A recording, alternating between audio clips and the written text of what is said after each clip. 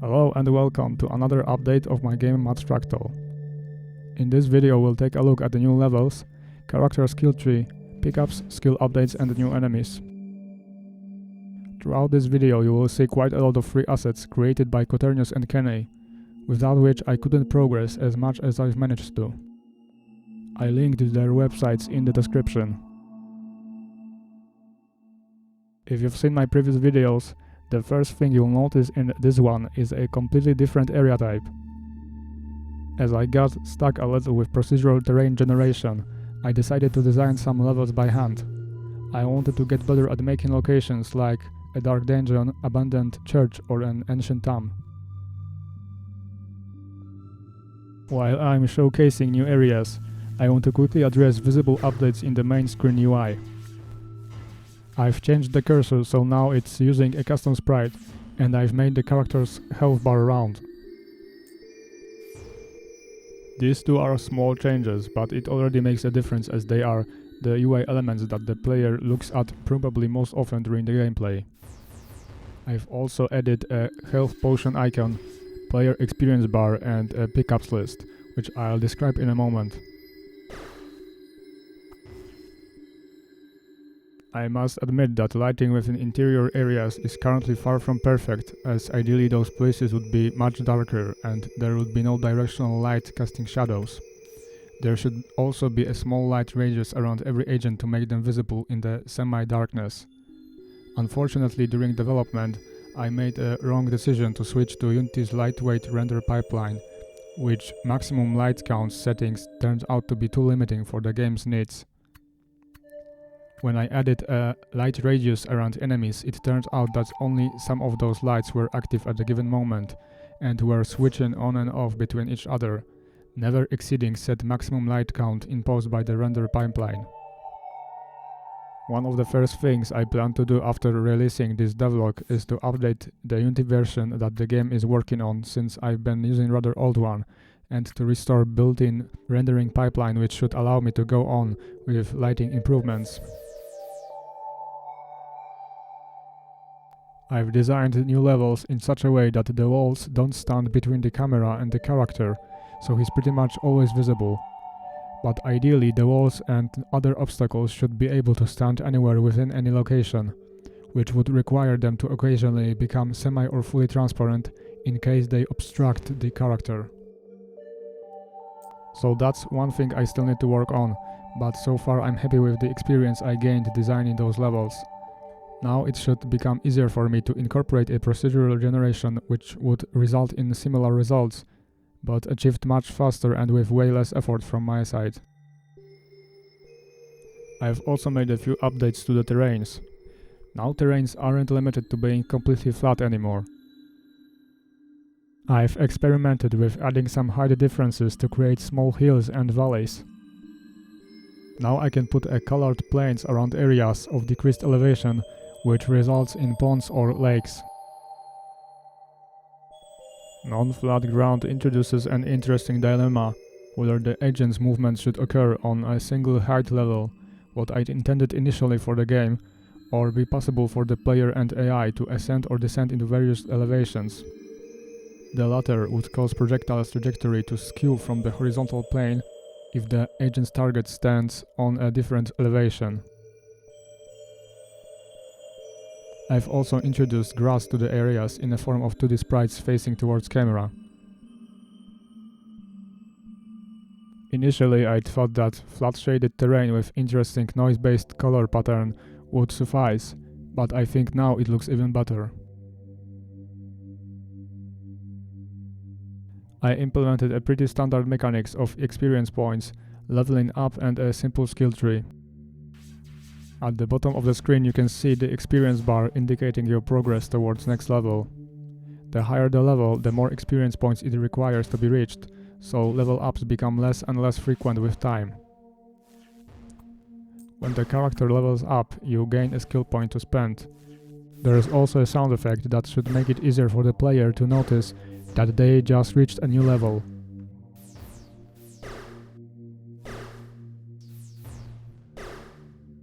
Currently the skill tree takes a form of rather dull grid of skill icons, but I'll think about presenting it in a more satisfying way. Skill icons are temporary as my artistic abilities are limited at the moment. Besides, for now I wanted to just have a small indication of what the skill is about. You spend your skill point by clicking on the skill icon, and if the skill is unlocked, it gets activated. Currently you can spend only 1 point on a given skill, but I'll think about assigning more than just 1 point, what could result in a skill variation system or some other mechanics. When you move the cursor over the icon, a small pop-up appears showing basic information about the skill. All skills beside the very basic ones have to meet 2 kinds of requirements before they can be activated, which are the character level requirement and the activated prior skills requirement. For example, you can spend a skill point on Firebolt right away as it has no requirements, but to unlock Fire Breath your character has to both reach level 30 and activate Fireball among a few other skills first.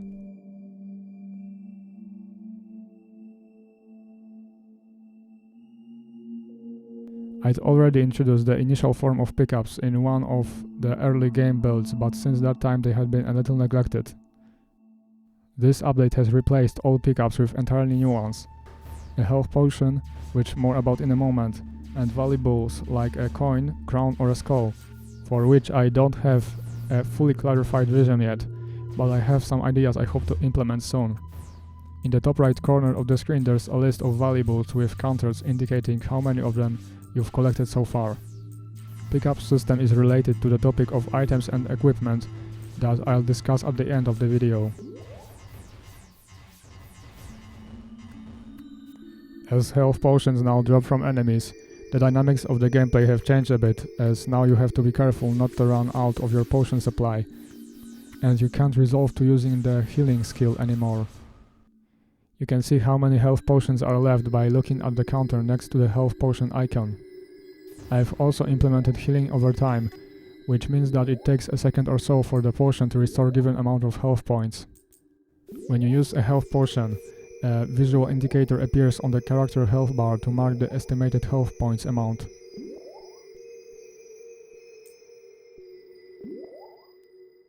As you could guess by looking at the skill tree, I've added a few new skills. At first, notice an improved look of the projectiles, which now are using particle system only. No custom mesh, sprites or shaders. Also, the trajectory of some projectiles is now distorted, so they don't fly in a straight line anymore, which makes their path harder to predict. The example is the fireball, which clearly diverges from the straight line. It happens sometimes that the projectile is aiming straight at an enemy just to make a turn and to miss them at the last moment. Now let's discuss the new skills.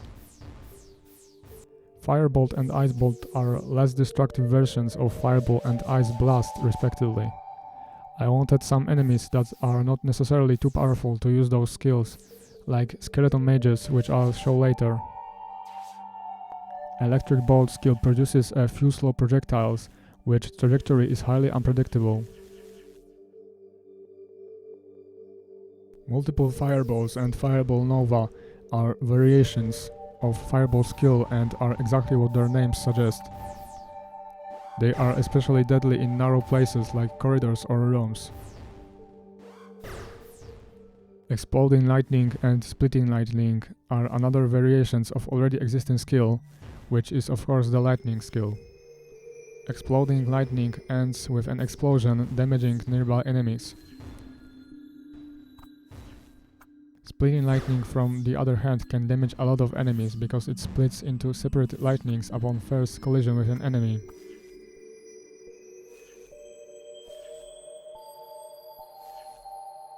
Fire Breath and Ice Breath are spells with an entirely new mechanism that requires both the player and AI to continuously cast a spell to maintain a steady flow of deadly elemental particles. I've created it mostly because I wanted to use it in a certain new skill, which is Fire Dragon and Ice Dragon. Both of them have 3 levels of power. In case of Fire Dragon, the least powerful one spits fireballs, The middle one spawns fireballs and the most deadly variation uses fire breath. Ice Dragon works the same except the icy equivalents of the skills. Initially I wanted it to be a creature with 3 heads, inspired by the Diablo 2 Hydra skill, but for the time being I settled for a little less complex creature which I simply called a dragon. I've also integrated cooldown progress bar into the skill icon, which became a radial progress instead of the separate horizontal progress bar placed under the icon.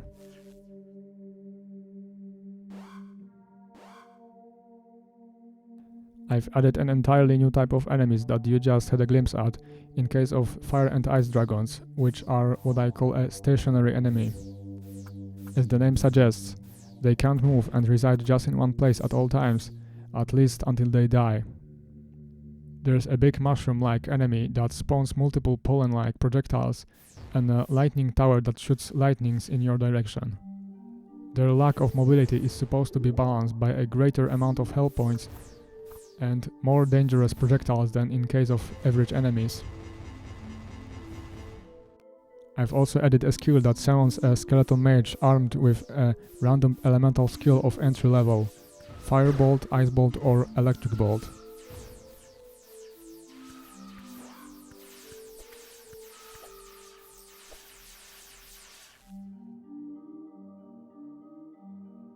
I've continued to improve various performance aspects of the game. I've finally added a pooling system for projectiles and a few other objects that spawn frequently in large amounts like blood and a few particle effects.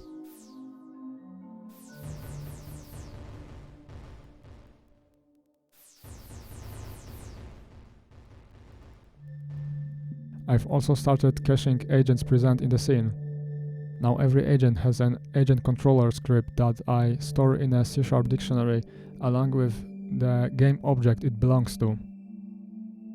That means that when I need to get some component of some agent, for example when making a collision check, I refer to the data stored in the dictionary instead of invoking Unity's getComponent function. I've also improved my layers management. I've added some new layers, assigned them to crucial performance-wise objects like projectiles, and reorganized collision matrix so that now the physics engine should not trigger unnecessary collisions, like a projectile intersecting with another projectile, or AI checking whether projectiles or pickups are enemies. Another thing I've implemented is a simple audio manager. Until now, every agent had multiple audio sources assigned to its main game object. Now the audio manager uses as few audio sources at a given moment as possible and reuses them through the mentioned polling system. It's also fixed one quite unnerving issue causing sound volume to accumulate when a few exactly same sounds were playing at the more or less the same time. For example, a few agents playing a death sound at the same time, or especially Frozen Orb skill exploding very close to another collider, which used to cause a big volume spike as its dozen or so sub-projectiles were exploding at the same time. Adding a threshold of a fraction of a second to throttle the same sounds resolved the issue for the most part.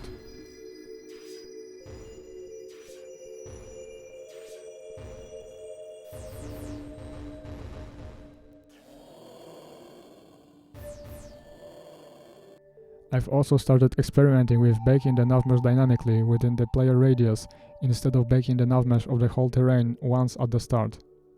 It wouldn't fit in case of a strategy game where you control the whole level, but here it should work nicely as only a small part of the terrain is visible at the given moment. Unfortunately, I still need to test it more as I'm not confident that baking the navmesh dynamically is as performant as it could be.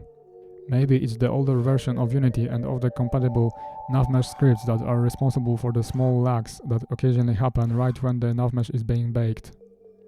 Because of that, I had to change my OBS settings, which is a recording tool if you didn't know, to use a graphics card encoder which is more performant but outputs a video of slightly worse quality. I've been thinking quite a few times recently about the topic of items and equipment, and I must say that currently it's hard for me to imagine being able to create both satisfying and balanced item system similar to the Diablo one. I could imagine the character occasionally obtaining an item that makes him more fun to play, but not a situation when there's dozens or even hundreds of items of given type, resulting in endless combinations of characters' total equipment. As you may have guessed, the pickup system I've been testing may be a compromise that would require less effort from me, but should still retain satisfactory element for the player. From what I've brainstormed about the game so far, in the end I can see the player relying more on an effective use of spells and his ability to move through the area than to being more or less dependent on the quality of his equipment. Speaking of spells, I've been considering a gameplay mechanism where the player would need something like a spell scroll to be able to use given skill. Spell scrolls would drop from enemies just like the rest of pickups do, and after being picked up they would work just like an ammunition in an FPS game, where you need to maintain your bullet supply to be able to fight effectively against opponents. That would enable me to chase another idea I have for the game, that the character would be using 3 ways of combat: a melee weapon, range weapon and magic spells.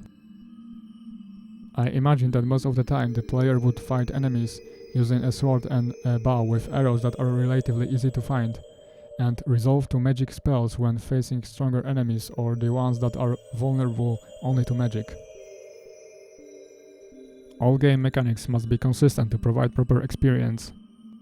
It's nearly impossible for me to decide upfront what direction to settle on, so as usual I must resort to relatively small experiments.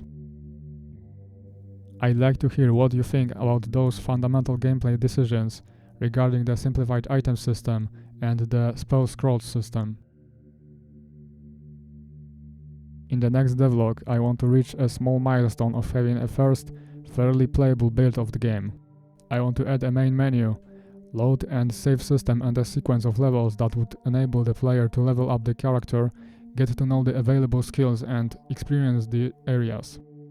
Maybe I'll also add a ranking system of players with the most pickups amount collected per level, or something like that. Before I do that, it's time to face the update of Unity version the game is working on. As I mentioned earlier, I also want to adjust lighting related issues to extend the general atmosphere of the game, which should be darker and heavier. After that, I want to finally get to improve 3D models and animations so they can contribute more effectively to the dark atmosphere, but that would require yet another devlog. After that I want to improve game sounds, which I've neglected since the time I introduced them a few devlogs ago. So it seems there's plenty of work ahead of me in the following weeks. I've created a Discord server, so if you want to join, there's a link in the description. That would be all for this video. Thanks for watching and goodbye.